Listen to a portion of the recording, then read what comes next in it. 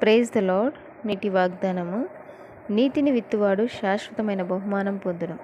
సామెతల గ్రంథము 11వ అధ్యాయము 18వ వచనము. నీతిమంతుడు లేడు, ఒక్కడును లేడు అని పరిశుద్ధ గ్రంథం సెలవిచ్చినది. అయితే యేసుక్రీస్తు ప్రభువునందు ఎవరైతే విశ్వాసం ఉంచుతారో యేసుక్రీస్తు ప్రభువు ఉచితముగా మనల్ని నీతిమంతులుగా తీరుస్తాడు. నీతిమంతుడైన యేసుక్రీస్తు ప్రభువును కలిగిన మనము నీతిమంతులుగా జీవించాలి, నీతి కలిగి జీవించాలి.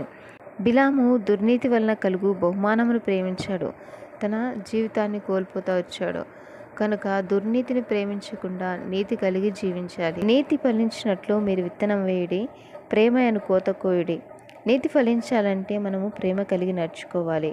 మీ ప్రేమ నిష్కపటమైనదై ఉండాలి. మన ప్రేమ కపటం లేనిదిగా ఉన్నప్పుడు మనము ఫలించే వారంగా ఉంటాము, శాశ్వతమైన బహుమానం పొందుకుంటాము. నీతి ఫలము సమాధానం చేయవారికి సమాధానమందు విత్తబడును. ఆమేన్.